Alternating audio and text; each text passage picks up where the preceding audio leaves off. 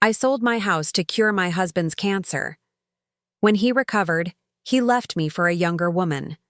My son and my business partners laughed at me. I spent a cold night under a storm when I saw a scared little girl shivering from the cold. I used my last $10 to buy her food and a blanket. 3 days later, 17 black cars stopped in front of the shelter. When a billionaire stepped out of the car and saw his daughter with me, he did something that changed everything. I'm glad to have you here. Follow my story until the end and comment the city you're watching from so I can see how far my story has reached. My name is Gretchen, and at 65 years old, I learned that love can be the most expensive mistake you'll ever make. It started with a phone call on a Tuesday morning in March. I was arranging fresh flowers in the antique shop I'd built from nothing over 30 years when my phone rang. The voice on the other end belonged to Dr. Martinez, and the words he spoke changed everything. "Mrs. Gretchen, I need you and your husband to come in immediately. The test results are back." My hands trembled as I set down the white roses I'd been holding. Damon had been complaining about fatigue for months, but we'd both attributed it to his age. He was 68 after all. Men his age were supposed to slow down. The diagnosis was pancreatic cancer. Stage 3. I watched my husband of 42 years crumble in that sterile office chair, his weathered hands covering his face as Dr. Martinez explained treatment options. The words blurred together: chemotherapy, radiation, experimental treatments. But one phrase cut through everything else. "We're looking at approximately $250,000 for the full treatment protocol." That night, Damon couldn't sleep. I found him in our kitchen at 3 in the morning, staring out the window at our small backyard garden. "I can't put you through this," he whispered without turning around. "Maybe it's my time, Gretchen. Maybe I should just—" I wrapped my arms around him from behind, feeling how much weight he'd already lost. "Don't you dare talk like that. We're going to fight this together. Our insurance would cover maybe 60% of the costs. The rest would have to come from somewhere else." I knew where. The antique shop was my life's work. I'd started it in 1982 with $300 and a dream, working 18-hour days to build it into something special. The old Victorian house I'd converted sat on prime real estate downtown, filled with carefully curated pieces I'd collected over decades. It was worth nearly $400,000. Our house was paid off, worth another $200,000 in the current market. Between the two properties, we could cover Damon's treatment and have enough left over to rent a small apartment while he recovered. I made the decision without telling him. The next morning, I called a realtor. "Are you sure about this, Mrs. Patterson?" Janet, my realtor, asked when I explained what I wanted to do. "These are major assets. Once you sell, there's no going back." I looked at Damon sleeping fitfully on our couch, his face gaunt and pale. "I'm sure." The process took 6 weeks. 6 weeks of watching Damon grow weaker while I quietly dismantled our life. I sold the shop to a developer who planned to tear it down for condos. The house went to a young couple with 3 children who promised to take care of my rose garden. I moved us into a small apartment across town and threw myself into being Damon's caregiver. Every morning, I drove him to treatments. Every evening, I held his head while he was sick. I learned to cook foods that wouldn't upset his stomach, to give injections, to monitor his medication schedule with military precision. For 8 months, cancer became our entire world. But it worked. In November, Dr. Martinez used the word we'd been praying for: remission. Damon looked better than he had in a year. His color returned, his appetite came back, and he started talking about the future again. I thought we'd won. I was so naive. The conversation that shattered my world happened on a Wednesday evening in December. I was making Damon's favorite soup when he cleared his throat behind me. "Gretchen, we need to talk." Something in his tone made my stomach drop, but I kept stirring. "What about?" "I've been thinking a lot during this whole ordeal. About life, about what I want." I turned around, soup spoon still in my hand. Damon was sitting at our small table, his hands folded, looking anywhere but at me. "I want a divorce." The spoon clattered to the floor. "What?" "I know this is difficult. But I've realized that I want to spend whatever time I have left being truly happy. Haven't we been happy? My voice sounded strange, distant. I thought, after beating the cancer together. Damon finally looked at me, and I saw something I'd never seen before: indifference. Gretchen, you're a good woman, but we've been living like roommates for years. I want passion. I want to feel alive again. Feel alive again? I repeated. I sold everything to save your life. I spent 8 months taking care of you. I gave up my business, my home, everything I built. I never asked you to do that. Those words hit me like a physical blow. I grabbed the counter to steady myself. You never asked me? You're my husband. Of course I did it. Well, now I'm asking for my freedom. That's when I understood. This wasn't a sudden decision born from surviving cancer. This was planned. There's someone else, isn't there? Damon's silence was answer enough. Who is she? Her name is Sarah. She was one of my nurses during treatment. I felt like I was falling down a deep well. Sarah. I remembered her. Pretty, blonde, maybe 32 or 33. She'd always been extra attentive to Damon, always smiling and laughing at his jokes. I'd thought she was just being professional. How long? I whispered. Does it matter? How long, Damon? He sighed. Since July. July, right in the middle of his treatment. While I was selling my life's work to pay for his care, he was falling in love with another woman. I want you out by the end of the month, he said, standing up. I'll give you 30 days to find somewhere else to live. This is my apartment too. I'm the one who rented it. My name is on the lease. Sarah will be moving in after the holidays. It would be awkward for all of us if you stayed. I stared at this man I'd loved for 42 years, this man I'd sacrificed everything to save, and I didn't recognize him. Where am I supposed to go? I don't have any money. I spent everything on your treatment. That's not my problem anymore, Gretchen. The next week was a nightmare. I called our son Robert, thinking surely he would understand. Surely he would be outraged by his father's behavior. Mom, I think you need to accept that Dad has the right to be happy, he said when I explained what was happening.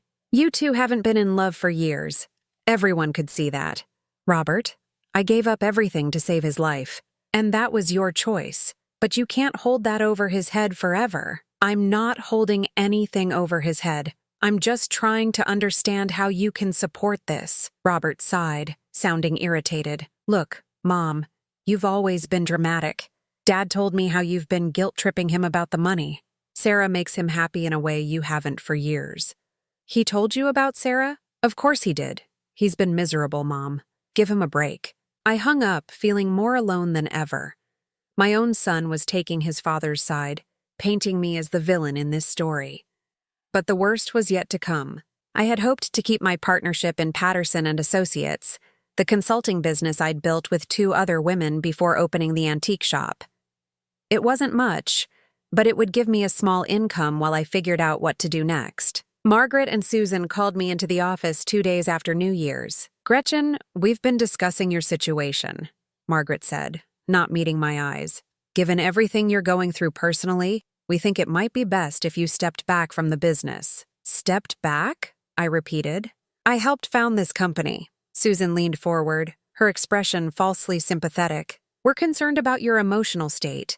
The divorce, the financial stress, it's affecting your judgment. What are you talking about?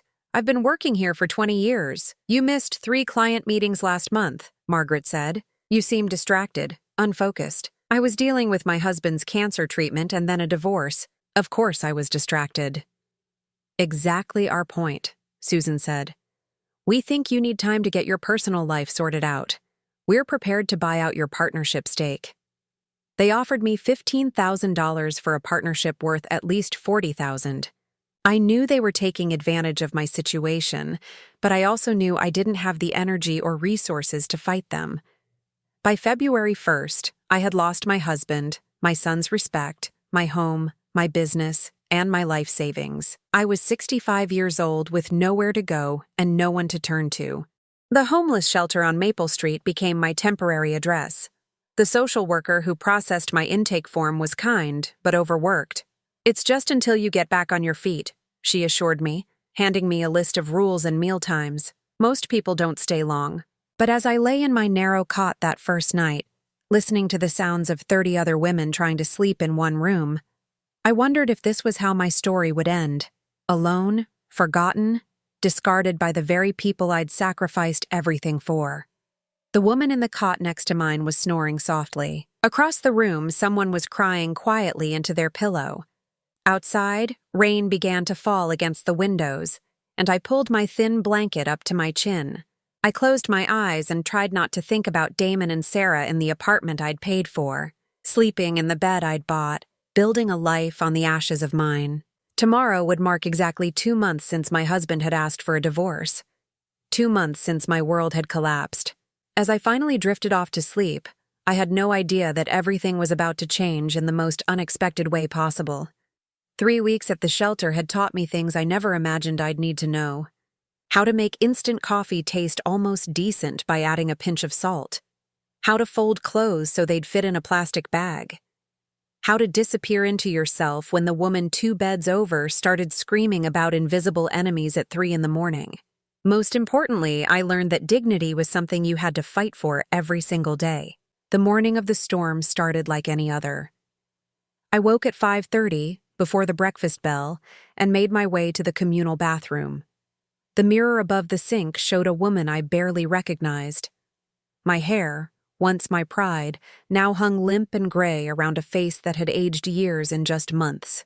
The shelter provided basic toiletries, but there was only so much you could do with generic shampoo and a bar of institutional soap. I'd been looking for work for 2 weeks, but at 65, most employers saw me as a liability rather than an asset. The few interviews I'd managed to secure always ended the same way. "We'll be in touch," they'd say with polite smiles that didn't reach their eyes. That morning, I had $7.34 left from the small amount I'd managed to save from selling my jewelry. It was all that stood between me and absolute destitution. The weather forecast had been ominous all week. The meteorologists were calling it a significant weather event, the kind of storm that could knock out power for days and turn streets into rivers.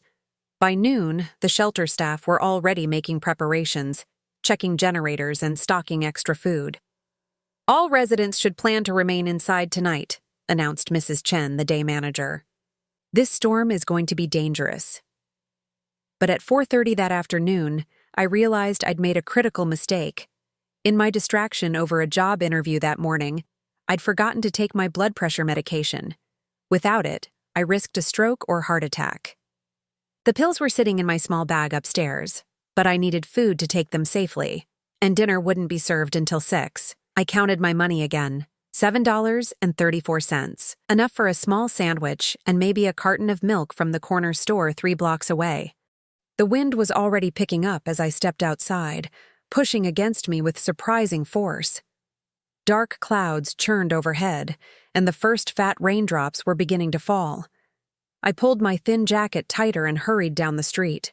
The corner store was nearly empty except for the elderly clerk and a man buying cigarettes. I grabbed a pre-made turkey sandwich and a small carton of milk, calculating the exact cost in my head.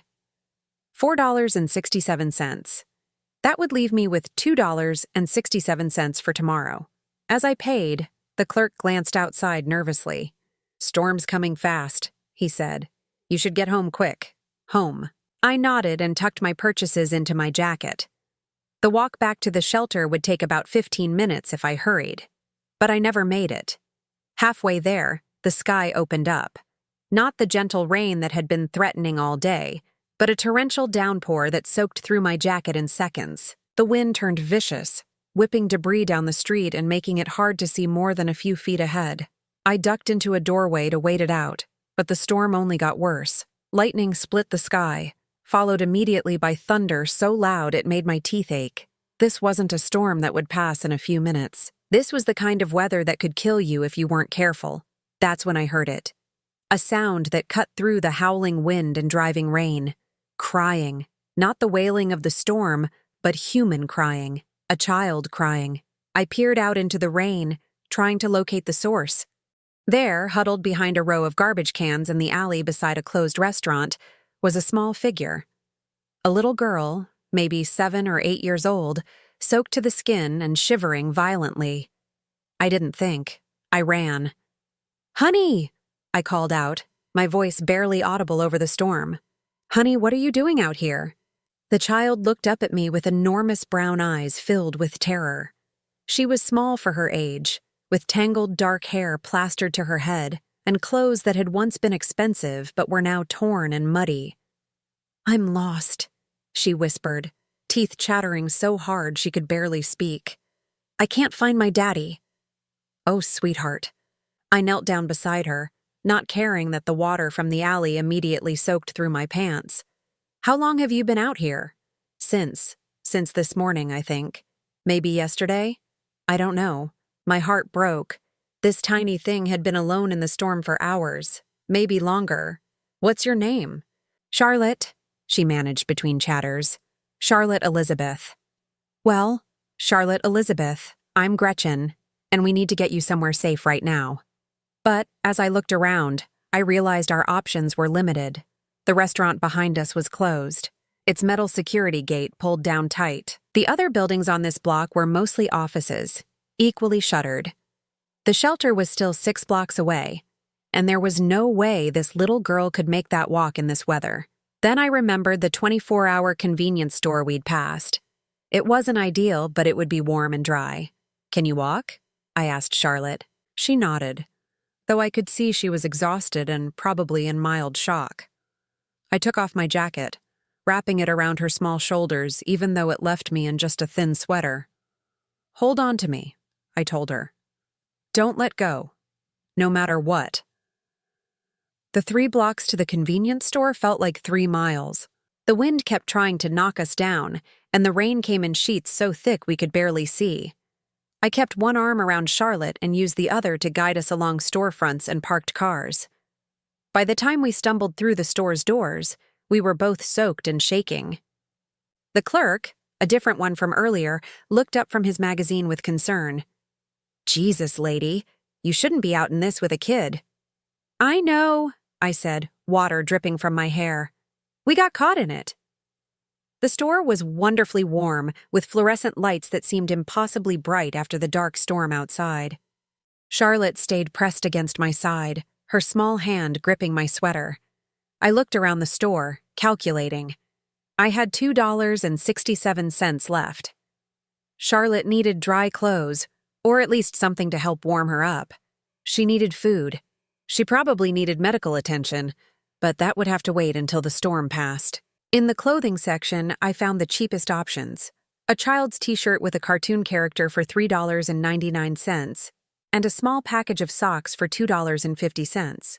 Both were too expensive for my budget, but I couldn't leave this child in wet clothes. That's when I made a decision that would change everything. I approached the clerk with the t-shirt, socks, a small bag of cookies, and a bottle of water. "How much for all of this?" He rang it up. $9.47. I had $2.67, but in my other pocket, I had something else. The emergency $20 bill I'd hidden away weeks ago, my last safety net. Money I'd sworn to save for a true emergency. Looking at Charlotte, blue-lipped and shivering, I knew this qualified. "Here," I said, pulling out the 20.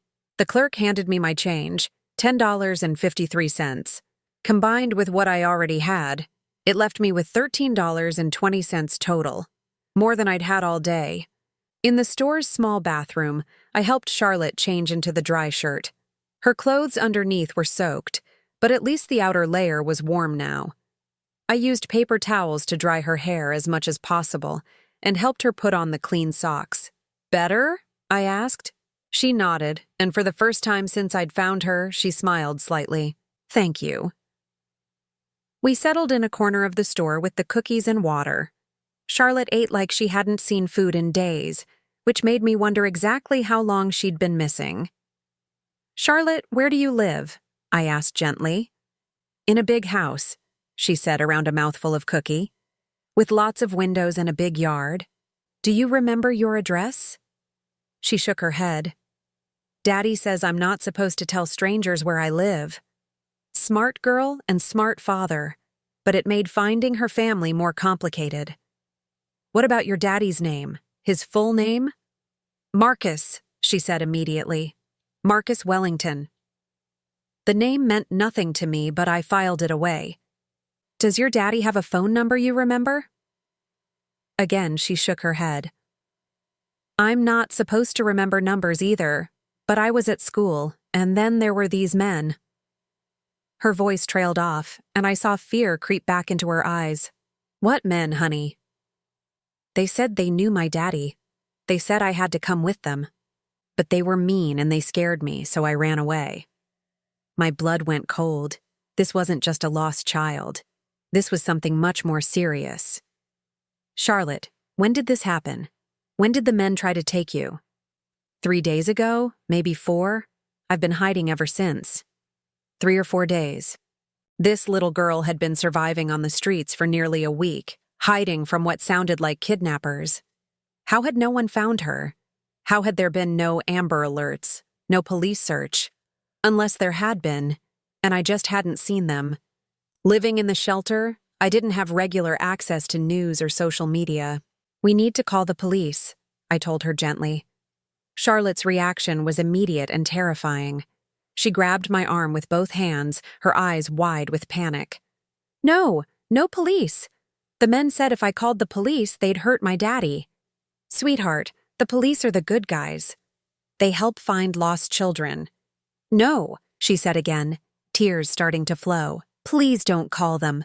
Please. I held her as she cried, feeling her tiny body shake with fear. Whatever had happened to her, whatever those men had told her, she was genuinely terrified of involving the authorities. The storm raged on outside. Through the store windows, I could see trees bending nearly horizontal in the wind. Power lines sparked and swayed dangerously. This was no ordinary storm. Okay, I said finally. No police tonight. But Charlotte, we have to find your daddy somehow. She nodded, wiping her nose on her sleeve. He's probably looking for me. I'm sure he is. We spent the next 4 hours in that convenience store. The clerk, whose name was Danny, turned out to be kind-hearted beneath his gruff exterior. When he realized what was happening, he stopped charging me for the hot chocolate from the machine and let us stay as long as we needed. Storm like this, nobody should be out there, he said. You can wait here until it passes. Around midnight, the worst of the weather finally moved through. The rain diminished to a steady drizzle, and the wind died down enough that we could hear ourselves think. We should try to find a safe place for you to sleep, I told Charlotte. Tomorrow we'll figure out how to find your daddy. But where could we go? I couldn't bring her to the shelter. They had strict policies about children. And besides, it wasn't safe for a little girl there. Hotels were out of the question with my limited funds. I know a place, Charlotte said quietly. There's a park not far from here. It has a gazebo with a roof. The idea of spending the night in a park with a child made my stomach turn. But what choice did we have? As we prepared to leave the store, Danny called out to us. Hey, wait. He walked over with a plastic bag. Take these, he said, handing me the bag. Inside were granola bars, bottled water, and a small blanket from the store's camping section. I can't pay for these, I told him. Didn't ask you to, he replied. Kid needs to eat. Outside, the air was clean and cool after the storm. Debris littered the streets, tree branches, scattered garbage, broken glass. But the worst had passed. Charlotte led me through several blocks to a small neighborhood park. The gazebo she'd mentioned was old but sturdy, with a solid roof and partial walls that would provide some protection from the wind. I spread out the blanket and we huddled together. Charlotte curled up against my side like a small cat seeking warmth. Gretchen? She said softly in the darkness. Yes, sweetheart? Are you my guardian angel? The question caught me off guard. Here I was, a homeless woman with $13 to my name, and this precious child saw me as her protector. I'm just someone who cares about you, I said. Daddy always said that guardian angels come when you need them most.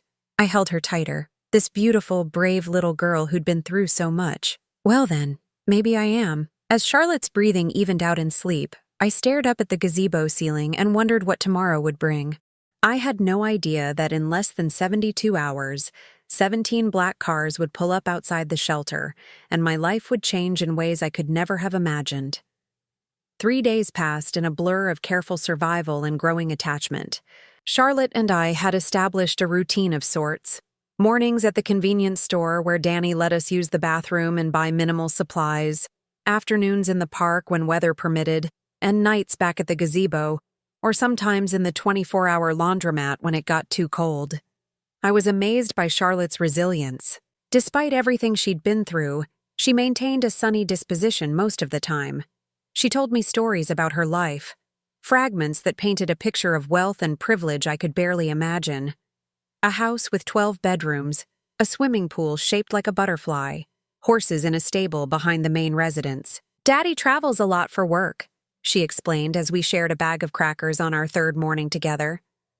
"Sometimes I don't see him for weeks, but when he comes home, we have tea parties in the garden." "What kind of work does your daddy do?" I asked, though I wasn't sure she'd understand the answer even if she knew it. "He makes things happen," Charlotte said seriously. "Important things. That's why the bad men wanted to take me, to make him do what they wanted." The more she talked, the more convinced I became that her father was someone significant. Wealthy enough to be a kidnapping target, important enough that professional criminals would risk taking his child. But if that was true, why hadn't I seen any news coverage? Why weren't there search parties, police alerts, FBI involvement?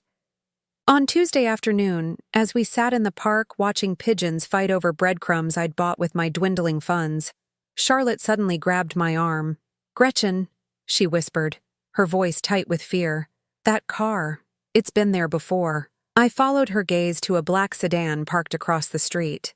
The windows were tinted too dark to see inside, and it had been there for about 20 minutes. "Are you sure?" I asked, trying to keep my voice calm. Charlotte nodded, pressing closer to me.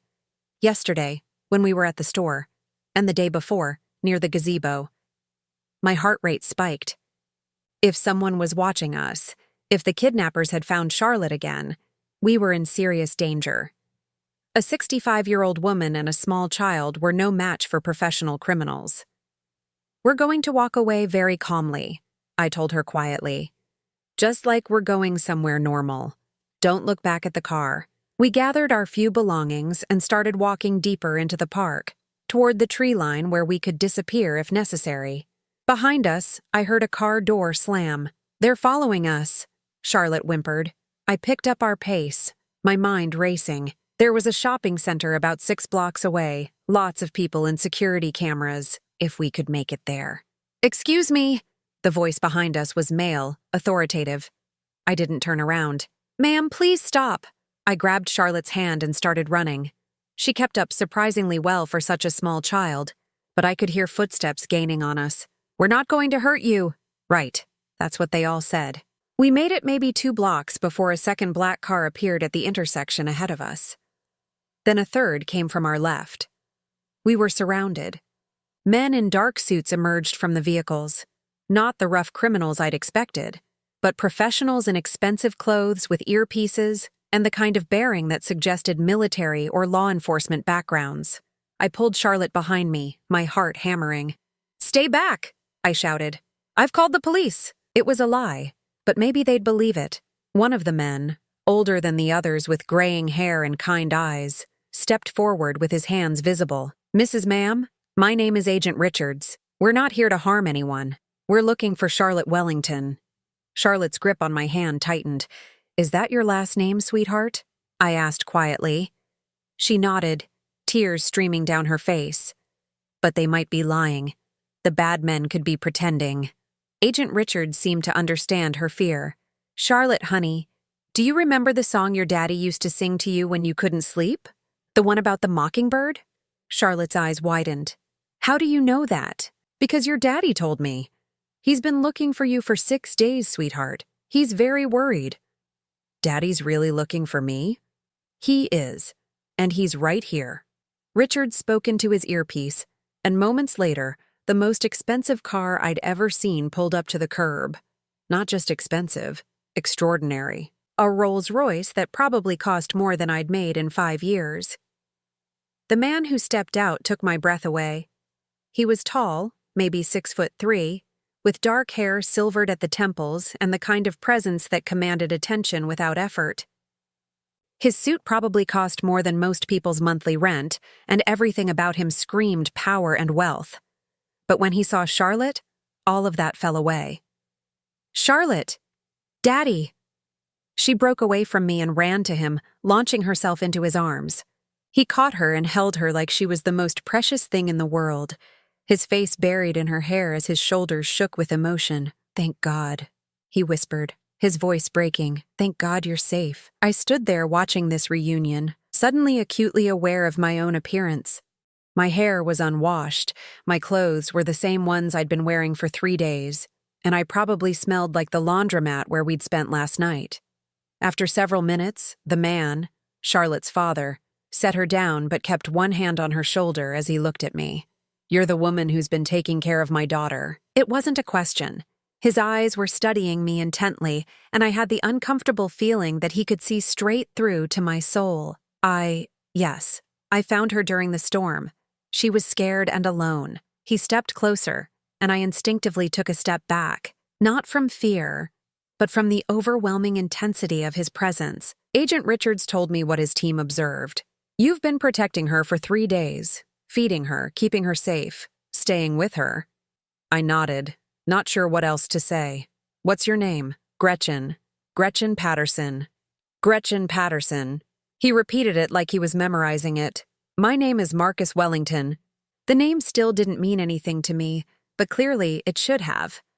Agent Richards and the other men were watching our interaction with the kind of attention reserved for significant moments.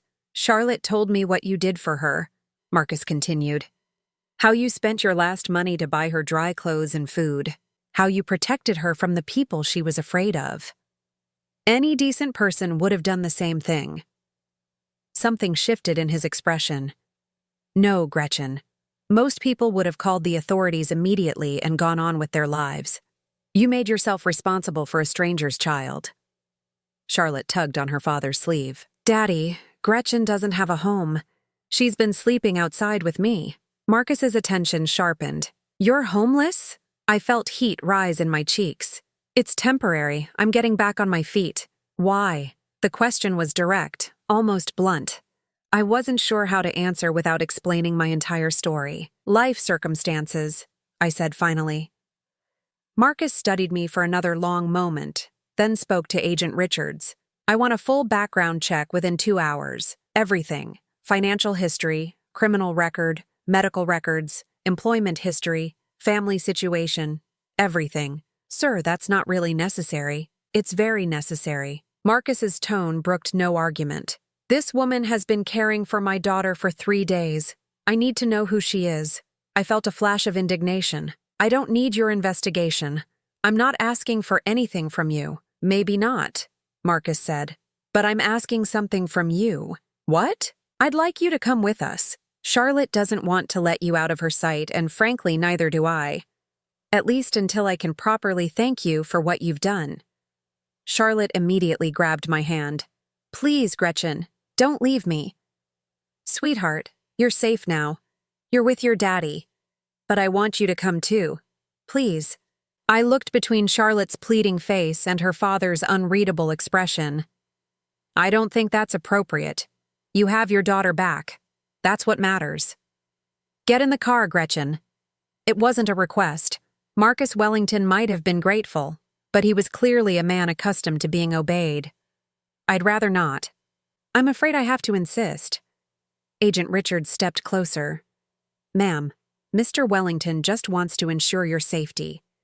You've been exposed to a dangerous situation by helping Charlotte. Until we're certain the threat has been neutralized, you could be at risk." That possibility hadn't occurred to me. If the kidnappers had been watching us, if they'd seen me with Charlotte, I might indeed be in danger. "For how long?" 24 hours, Marcus said. "Give me 24 hours to debrief Charlotte, deal with the security situation, and figure out how to properly thank you. Then, if you want to leave, you're free to go." Charlotte was still holding my hand, looking up at me with those enormous brown eyes. "Please, Gretchen. I'm scared without you, and that decided it. The interior of the Rolls-Royce was like nothing I'd ever experienced. Leather seats softer than most beds, climate control that made the air feel like a gentle spring breeze, and enough space that Charlotte and I could sit comfortably while Marcus sat across from us. "Where are we going?"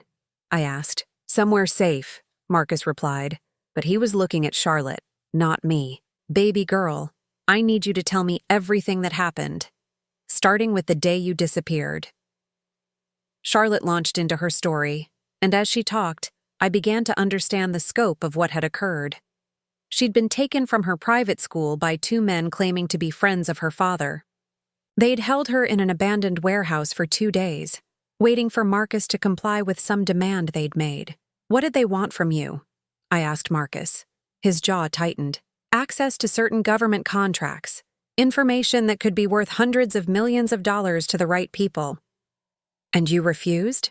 "I couldn't give them what they wanted even if I'd wanted to. The information doesn't exist in the way they thought it did, so they just kept Charlotte." They were waiting for me to change my mind. What they didn't count on was Charlotte being resourceful enough to escape. I looked at the little girl with new respect. She'd not only escaped professional kidnappers, but had survived on the streets for nearly a week. "How did you get away, sweetheart?" "They left me alone for a few minutes," Charlotte said.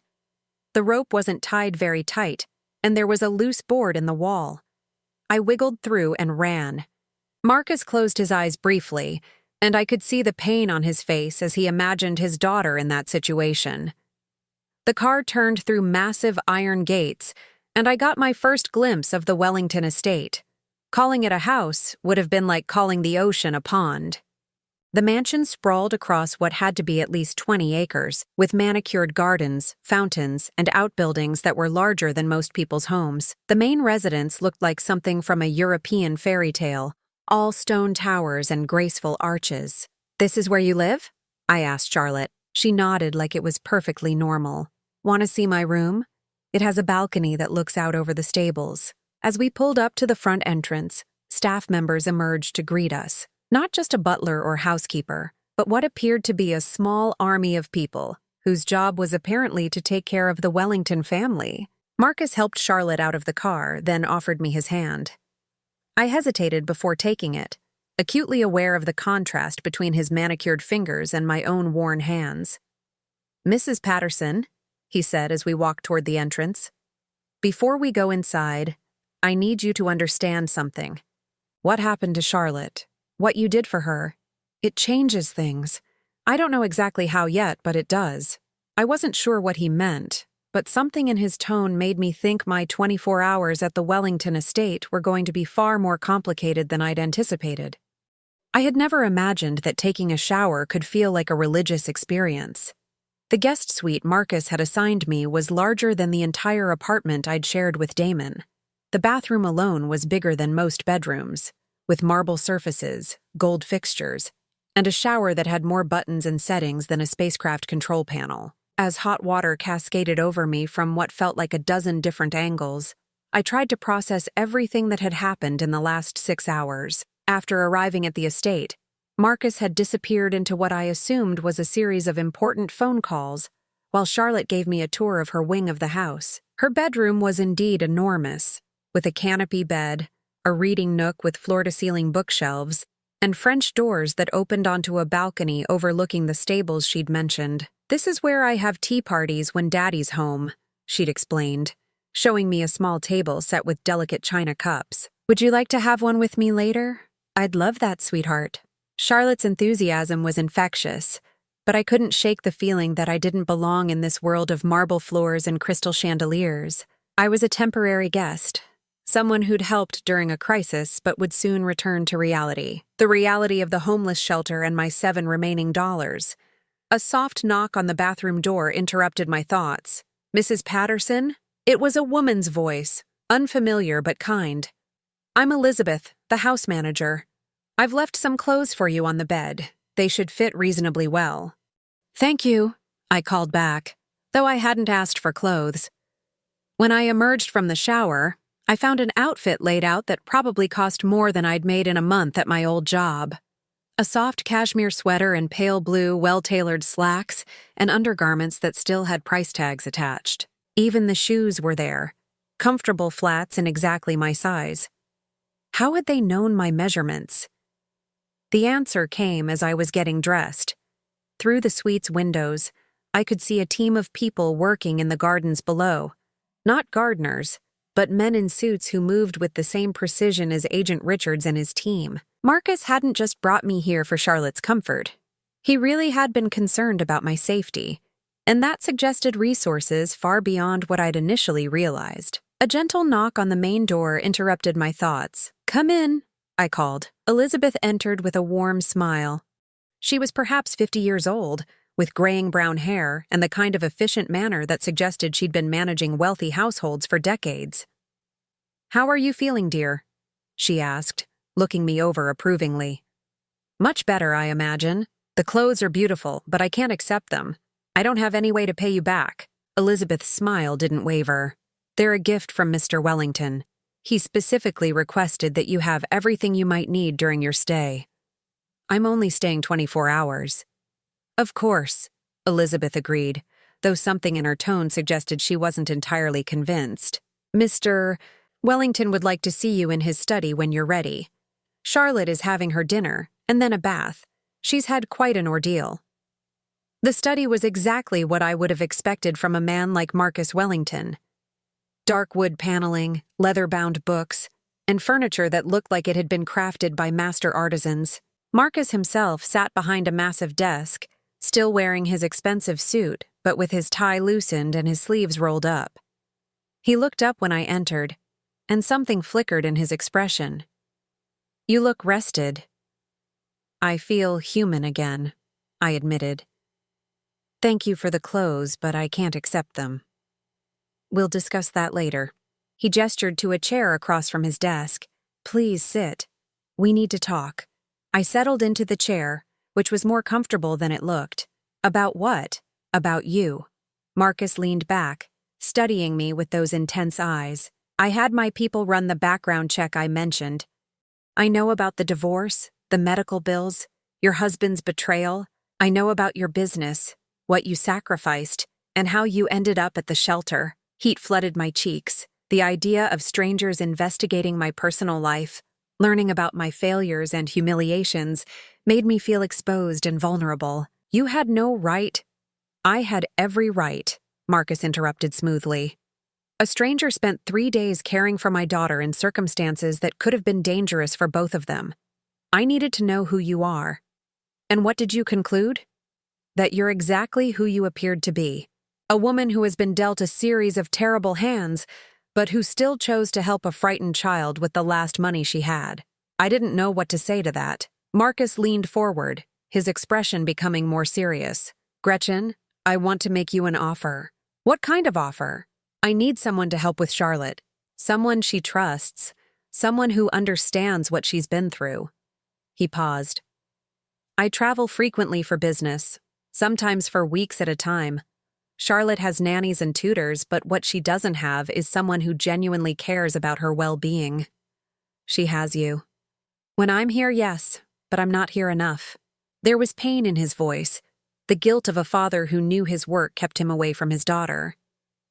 "What happened this week has made me realize that Charlotte needs more stability in her life, more consistency." "What exactly are you suggesting?"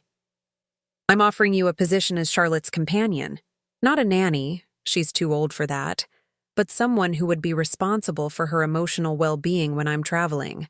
Someone who would live here, be part of her daily life." I stared at him. "You want me to move in here?" "The position comes with a salary of $200,000 per year, plus complete benefits, housing, meals, and a generous expense account for anything Charlotte might need." $200,000. I tried to process that number. It was more money than I'd ever dreamed of making. "Plus," Marcus continued, "there would be a signing bonus of $50,000 to help you get back on your feet." "This is insane," I said quietly. "You don't know me. You don't know if I'm qualified to take care of a child. I know you spent 3 days protecting her when you had nothing to gain and everything to lose. I know you gave her your last $20 when you were homeless yourself. I know she feels safe with you in a way she hasn't with anyone since her mother died. Her mother died? Marcus's expression grew distant. Cancer. When Charlotte was 5. It's just been the two of us ever since, and I haven't done nearly as good a job as I should have. I understood then. This wasn't just about hiring help. This was about a father who knew he was failing his daughter and had found someone who could fill a void he couldn't fill himself. Why me? I asked. You could hire anyone, someone with credentials, experience with wealthy families. Charlotte doesn't trust easily, Marcus said. She's been through too much, but she trusts you. That's worth more than any credentials. I thought about Charlotte's small hand in mine during the storm, the way she'd curled up against me in the gazebo, how she'd called me her guardian angel. I need time to think about this. Of course. Take all the time you need. But before I could respond, Elizabeth appeared in the doorway. I'm sorry to interrupt, Mr. Wellington, but there's a situation at the front gate. Marcus frowned. What kind of situation? A man claiming to be Mrs. Patterson's husband. He's quite insistent about seeing her. My stomach dropped. Damon? You don't have to see him, Marcus said immediately. Security can remove him from the property. But I was already standing. No, I'll talk to him. I need to know what he wants. Marcus's expression hardened. Then, I'm coming with you. The front gate was a quarter-mile from the main house, but we could hear Damon's voice even from that distance. He was shouting at the security guard, demanding to be let in, threatening to call the police. As our car approached, I could see him clearly for the first time since the divorce. He looked older, thinner, and there was something desperate about his posture that I'd never seen before. The moment he saw me, his whole demeanor changed. Gretchen! He rushed toward the car as I got out. Thank God I found you. What are you doing here, Damon? How did you even know where I was? It doesn't matter. I've been looking everywhere for you. He reached for my hands, but I stepped back. Gretchen, I've made a terrible mistake. The worst mistake of my life. What are you talking about? Sarah, the divorce, all of it. I was crazy, Gretchen. The cancer, the treatment. It affected my judgment. I wasn't thinking clearly. I became aware of Marcus standing slightly behind me, and of the security personnel positioned discreetly around us. Whatever was about to happen, it was going to have an audience. You seemed pretty clear when you asked for a divorce, I said. I was scared, Damon continued, his voice taking on a pleading tone I'd never heard before. Scared of dying, scared of being a burden. I thought if I pushed you away, it would be easier for everyone. By having an affair? Damon had the grace to look ashamed. That was a mistake, a huge mistake. Sarah, she took advantage of me when I was vulnerable. Took advantage? I couldn't help but laugh bitterly. Damon, you left me homeless. You threw away 42 years of marriage for a woman young enough to be your daughter. I know, he said desperately. And I've regretted it every single day since. Sarah left me, Gretchen. 2 weeks after the divorce was final, she took half of everything I had and moved to Florida with another man. So, that was it. Damon wasn't here because he missed me, or because he'd realized what he'd lost. He was here because his young girlfriend had taken him for everything he was worth. I'm sorry that happened to you, I said, and I was surprised to find that I meant it. But it doesn't change anything between us. It changes everything. Damon stepped closer, ignoring Marcus's presence entirely. We can start over, Gretchen. We can get remarried, go back to the way things were. The way things were? I repeated. Damon, I sold my business to save your life. I sold our house. I gave up everything for you, and the moment you got better, you threw me away like garbage. I was wrong. You were selfish, I interrupted, and cruel, and you left me with nothing. But look at you now. Damon gestured at the mansion behind us. You've obviously landed on your feet. Found yourself a rich man to take care of you. The implication in his words, the casual assumption that I was some kind of gold digger, hit me like a physical blow. You don't know anything about my situation, I said quietly. I know you're not living in a shelter anymore. Damon's tone was becoming more aggressive. I know you're wearing clothes that cost more than most people make in a month. I know you've obviously moved on pretty quickly for a woman who claimed to love me. Claimed to love you? The words came out sharper than I intended. I gave you my entire life, Damon. I sacrificed my dreams, my security, my future for you, and you repaid me by abandoning me the moment it was convenient. People make mistakes, Gretchen. Some mistakes can't be forgiven. Marcus stepped forward then, his presence suddenly much more prominent. I think this conversation is over. Damon seemed to notice him for the first time. And who exactly are you? Someone who knows how to treat a good woman when he finds one, Marcus replied calmly. Damon's face flushed red. Gretchen, you can't seriously be choosing this stranger over your husband. Ex-husband, I corrected. And I'm not choosing anyone. I'm choosing myself for the first time in 42 years. You'll regret this, Damon said, his voice turning ugly. You're 65 years old, Gretchen. How long do you think this is going to last? What happens when he gets tired of you? That's enough, Marcus said, his voice carrying an authority that made even Damon step back. But the damage was done. Damon's words had hit their target, awakening every insecurity I'd been trying to suppress. I was 65. I was a homeless woman who'd been rescued by a wealthy man 30 years younger than me. Maybe Damon was right. Maybe this was just temporary charity. I think you should leave now, I told Damon quietly. He studied my face for a long moment, perhaps hoping to see some sign that his words had worked. When he didn't find what he was looking for, his expression hardened. Fine, but don't come crawling back to me when this fantasy ends, Gretchen. I won't be there. He walked back to his car, a rusted Honda that looked even more pathetic next to the Rolls-Royce and the security vehicles. As his taillights disappeared down the drive, I stood there feeling like I'd been hollowed out inside. Are you all right? Marcus asked gently. I nodded, though I wasn't sure I was. I should probably go back to the shelter tomorrow. This was all a mistake. Was it? You heard what he said. I'm 65 years old. Charlotte needs someone young, energetic, someone who can keep up with her. Charlotte needs someone who cares about her, Marcus said. Age has nothing to do with that. But as we drove back to the house, I couldn't shake Damon's words. What happens when he gets tired of you?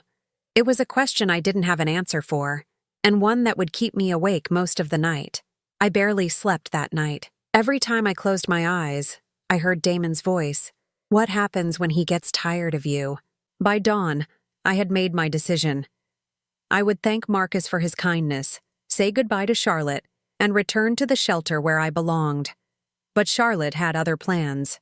You can't leave, she announced when I joined her for breakfast in the sunny morning room overlooking the gardens.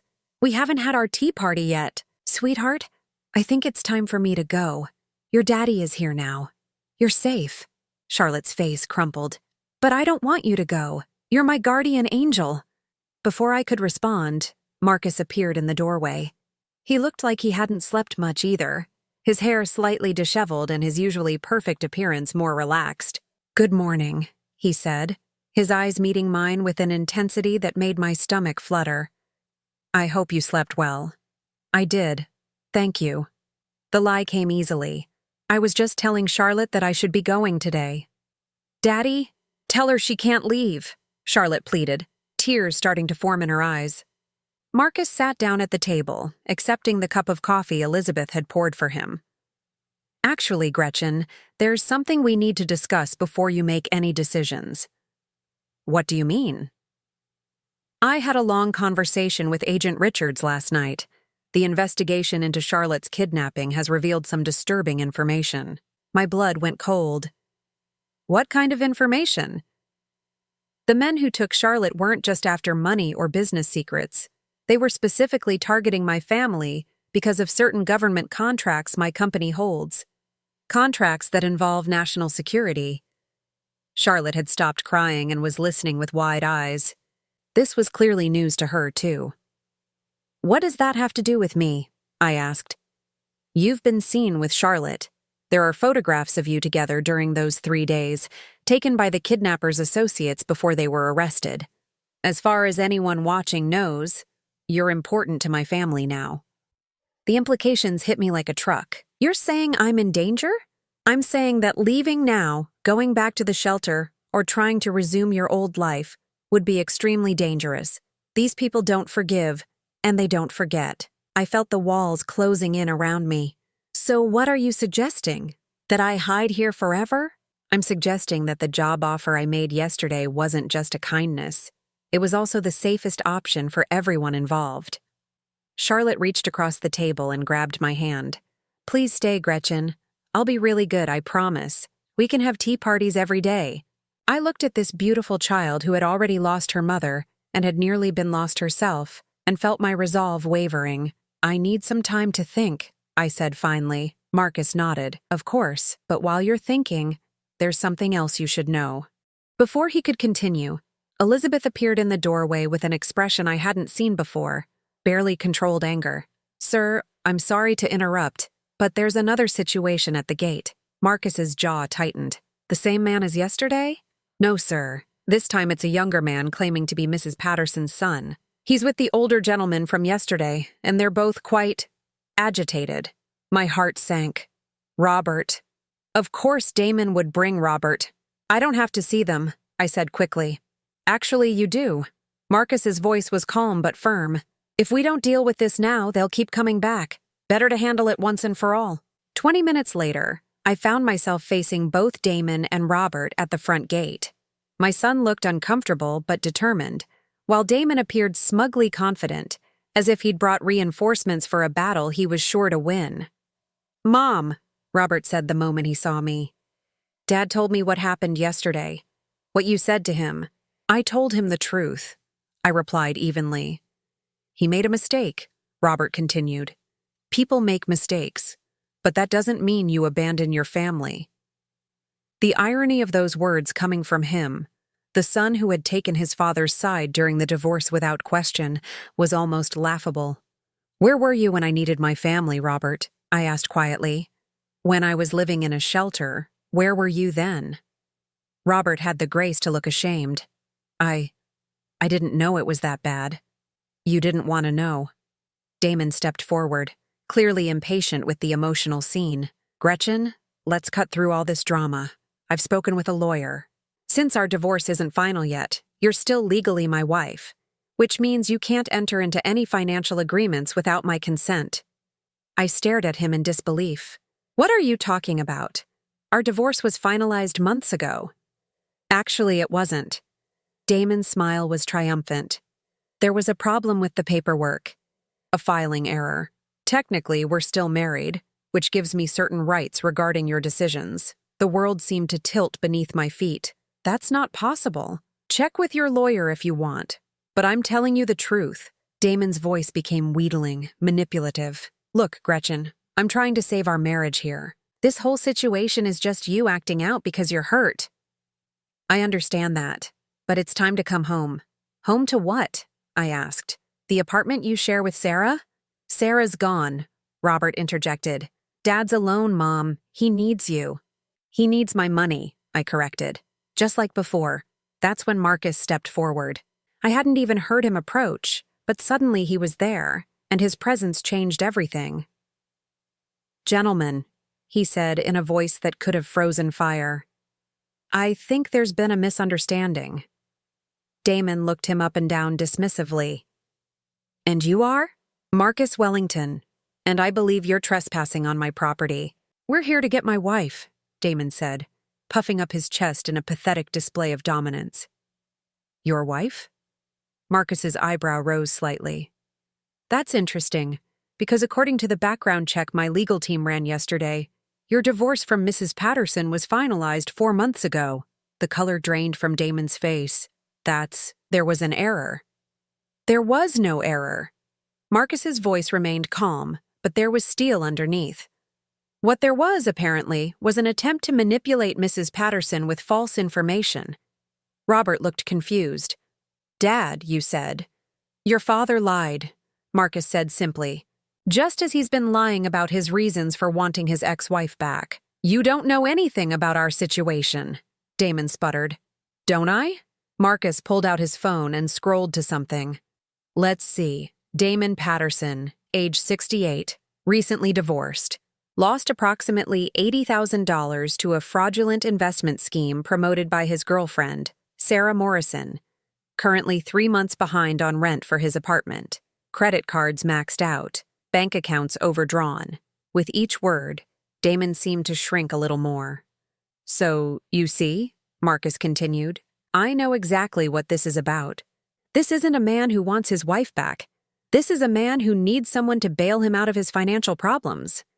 Robert was staring at his father with growing horror. "Dad, is this true?"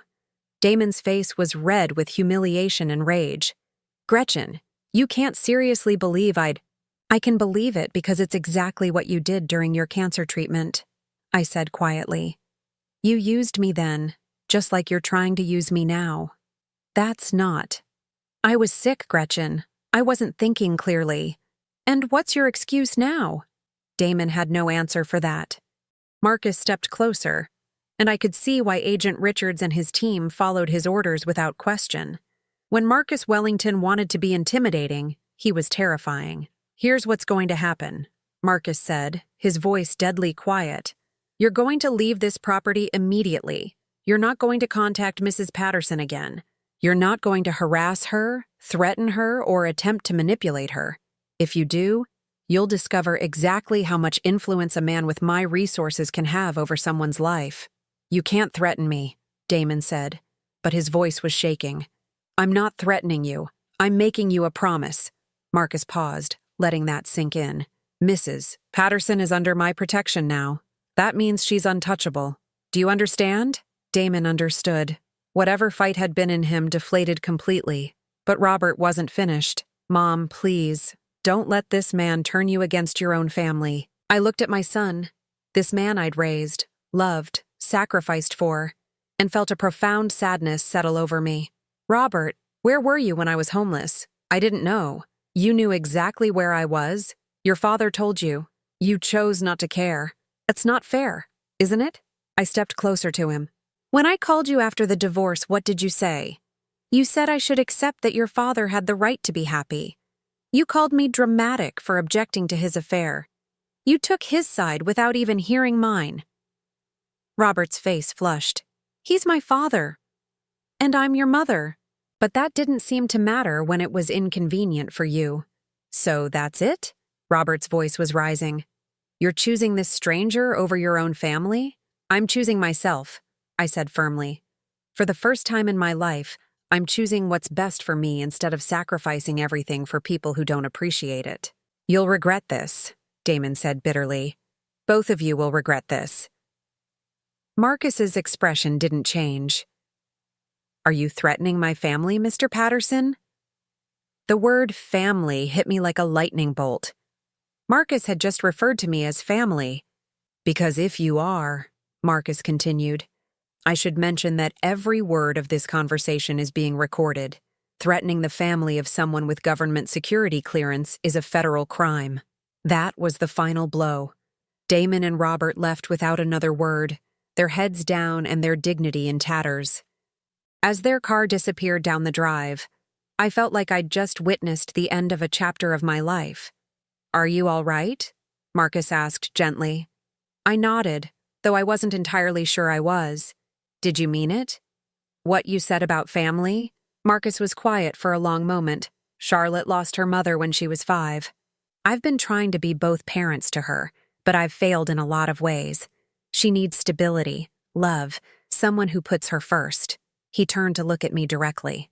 "But it's more than that, Gretchen. In the 3 days you spent protecting her, Charlotte smiled more than she had in months. She laughed. She felt safe. You gave her something I hadn't been able to give her. What's that? A mother's love." The words hung in the air between us, heavy with meaning. "I can't replace her real mother," I said softly. "I'm not asking you to replace anyone. I'm asking you to be yourself. To be the woman who spent her last $20 on a frightened child. To be the person who made Charlotte feel safe when her whole world was falling apart." We stood there in the afternoon sunlight, and for the first time since this whole ordeal began, I allowed myself to imagine what it might be like. To wake up every morning in that beautiful guest suite, to have tea parties with Charlotte in her garden, to be part of a family that actually wanted me. "The job offer still stands," Marcus said quietly. $200,000 a year, plus benefits, plus the signing bonus. "But more than that, Gretchen, you'd be giving Charlotte something she's never really had, a stable, loving presence in her daily life. I thought about the shelter, about my 7 remaining dollars, about the loneliness that had become my constant companion. Then I thought about Charlotte's bright smile, her small hand in mine, the way she'd called me her guardian angel. "Yes," I said before I could change my mind. "Yes, I'll take the job." Marcus's smile was radiant. Charlotte's going to be over the moon. But as we walked back toward the house, I couldn't shake the feeling that this decision would change more than just my living situation. It would change everything, in ways I couldn't even begin to imagine. 2 years later, I stood in the same garden where Charlotte and I had shared our first tea party, watching her chase butterflies among the roses. At 10 years old, she had grown taller and more confident, but she still insisted on our daily tea time together. The transformation in both our lives had been remarkable, but not in ways I could have predicted.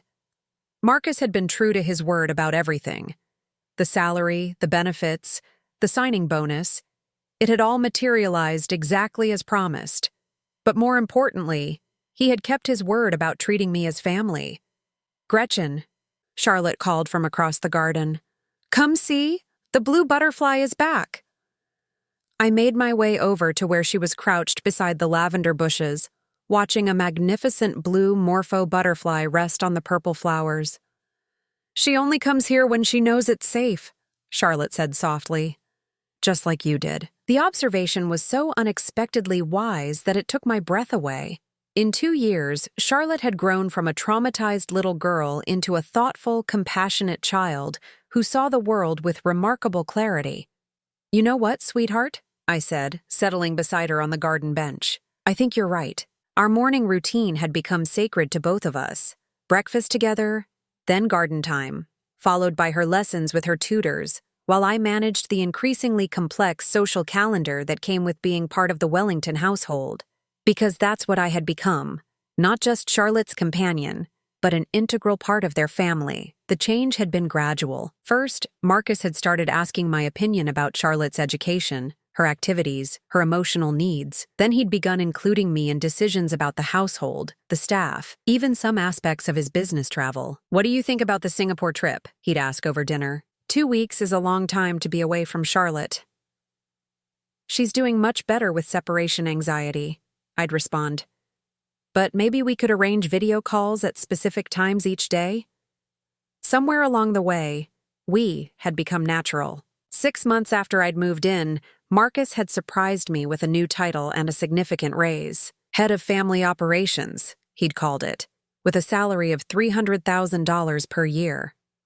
"I don't understand," I'd said when he explained the new position. "I'm already doing everything I was hired to do." "You're doing far more than that," he'd replied. "You're managing staff schedules, coordinating Charlotte's activities, handling social obligations, and making this house feel like a home instead of just a residence. That's worth recognizing." But the real recognition had come in smaller moments. The first time Charlotte had called me Gretchen Mom in front of her friends, the night she'd had a nightmare and had run to my room instead of her father's, the afternoon when Marcus had introduced me to a business associate as Charlotte's second mother and the person who keeps this family functioning. Each moment had built upon the others until I'd realized something profound.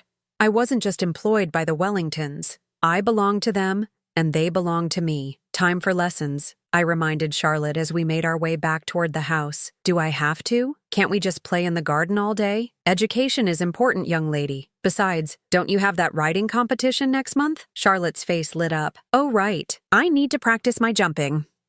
As we entered through the French doors that led to the morning room, I nearly collided with Elizabeth, who was carrying a silver tray with what appeared to be legal documents.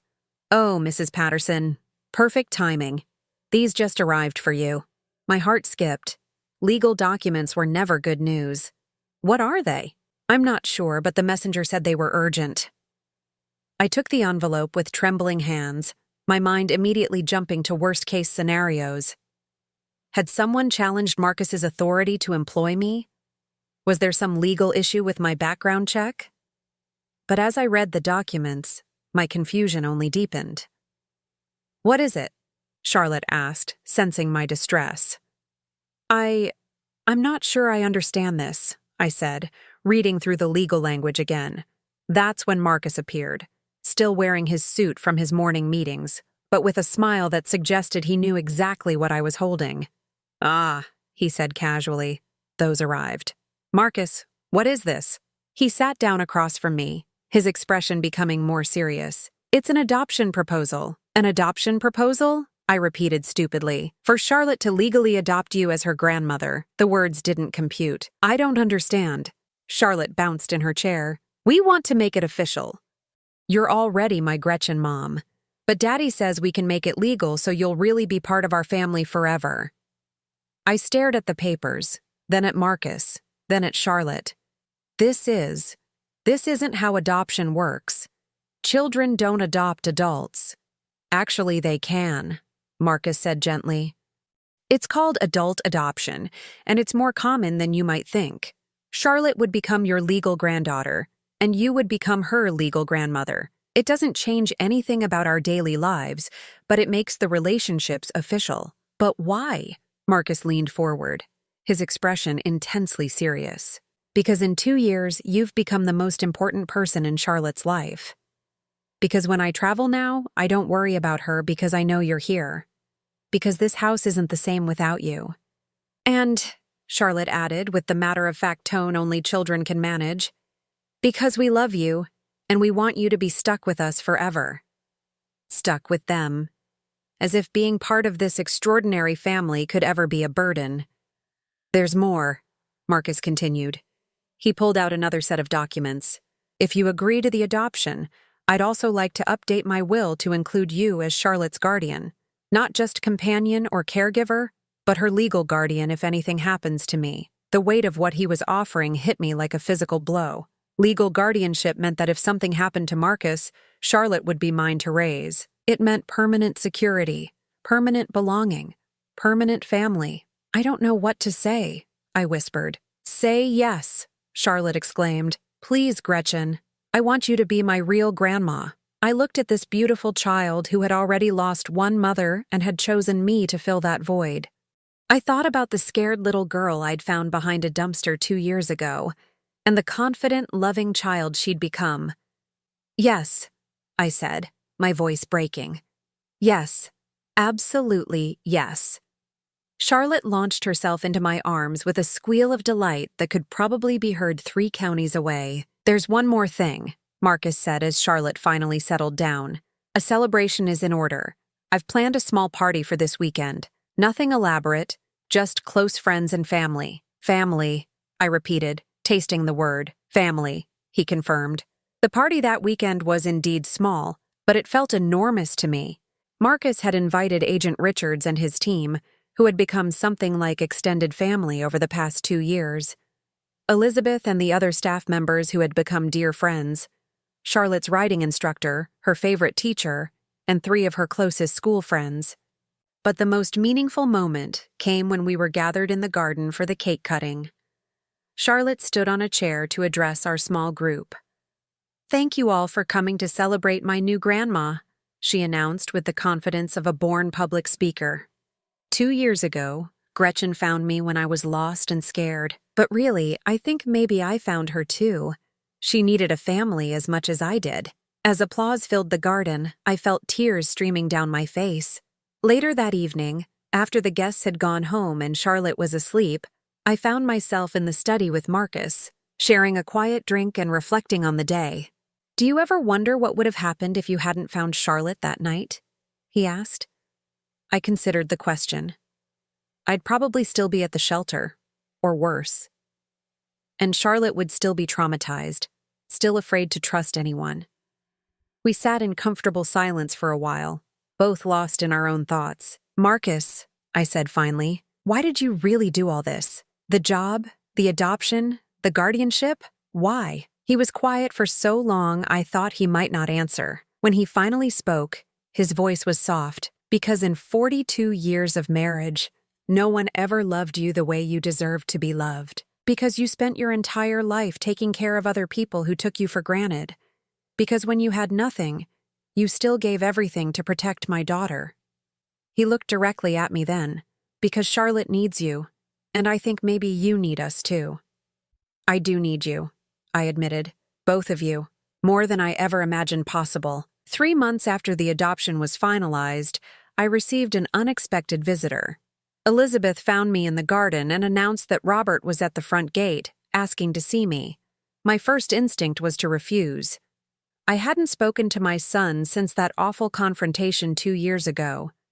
But something in Elizabeth's expression suggested this visit was different. He looks different, she said carefully. Humbler. I found Robert standing beside a modest sedan, dressed in simple clothes that were a far cry from the expensive suits he used to favor. He'd lost weight, and there were lines around his eyes that hadn't been there before. "Hello, Mom," he said quietly when he saw me. "Robert." We stood looking at each other for several awkward moments before he spoke again. "I came to apologize. I know it's too little, too late, but I needed to say it. I waited, not making this easy for him. I was wrong about everything. About Dad, about the divorce, about how I treated you. I was selfish and cruel, and I've regretted it every day since. What changed?" I asked. Robert looked down at his hands. "Dad came to me 6 months ago. He needed money, and I was the only family he had left. I gave him what I could, but it was never enough. He kept asking for more, making bigger and bigger demands. He looked up at me with eyes that held genuine remorse. I realized that's exactly what he'd done to you. Used you until there was nothing left, then discarded you when you couldn't give anymore. I tried to tell you that. I know. I should have listened." Robert's voice broke slightly. "I should have protected you instead of abandoning you." I felt my anger beginning to soften, replaced by sadness for the relationship we'd lost. "Robert, I appreciate the apology. I really do. But I can't just forget what happened. I understand. I don't expect forgiveness. I just wanted you to know that I see clearly now. What Dad did was unforgivable, and what I did was almost as bad." He reached into his car and pulled out a small wrapped package. "This was supposed to be your birthday present 3 years ago, the one I never gave you because I was angry about the divorce." I unwrapped it to find a small silver frame containing a photo from my 50th birthday party. Robert was perhaps 25 in the picture, his arm around me, both of us laughing at something his then-girlfriend had said. "I found it while cleaning out my apartment," he said. "I'm moving back to Denver, starting over. But I wanted you to have this, in case you ever want to remember when things were good between us." Looking at that photo, I remembered the son who used to call me every Sunday, who brought me flowers on Mother's Day, who had once told his friends I was the strongest woman he knew. "I'm glad you're starting over," I said sincerely. "I hope you find happiness. I hope I find peace," Robert replied. "I hope someday I can become the son you deserved." After he left, I stood in the garden for a long time, holding that photo and thinking about forgiveness, redemption, and second chances. That evening, Charlotte found me there. "You look sad, Gretchen Grandma," she said, using the new title she'd insisted on since the adoption. "Not sad, sweetheart, just thoughtful." "About what?" I showed her the photo. "About how sometimes people make terrible mistakes, but they can change if they really want to." Charlotte studied the picture seriously. "Is that your son? The one who was mean to you?" "Yes, but he apologized today. He said he was sorry for how he treated me. Do you forgive him?" The question, asked with such innocent directness, made me think. "I think I'm learning to," I said finally. Charlotte nodded sagely. "Daddy says forgiveness doesn't mean you have to trust someone again. It just means you stop letting their bad choices hurt you." Out of the mouths of babes. As we walked back to the house together, Charlotte's small hand in mine, I reflected on the extraordinary journey that had brought me to this moment. 2 years ago, I had been a broken woman with nothing left to lose. I had spent my last $20 on a frightened child and thought I was making the final gesture of a failed life.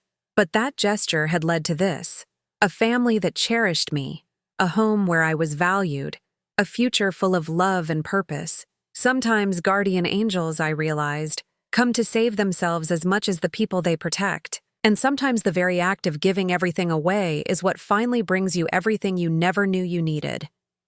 standing in the doorway of the mansion that was now truly my home. Watching Charlotte skip ahead to tell her father about our garden conversation, I felt something I hadn't experienced in decades, complete and perfect peace. I was Gretchen Wellington now, grandmother to the most wonderful child in the world, and member of a family that had shown me what unconditional love really meant. At 67 years old, my real life had finally begun. Now I'm curious about you who listened to my story. What would you do if you were in my place? Have you ever been through something similar?